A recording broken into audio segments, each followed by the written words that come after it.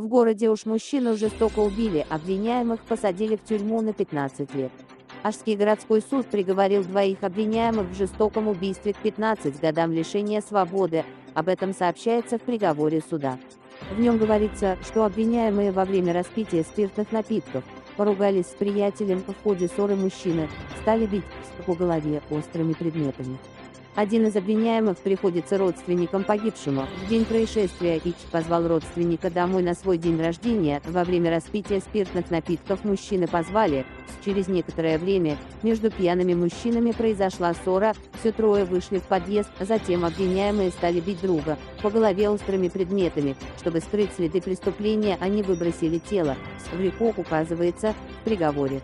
Потерпевшая сторона обжаловала это решение в Ошском областном суде. Адвокат просил приговорить обвиняемых к пожизненному лишению свободы, однако вторая инстанция оставила решение городского суда в силе.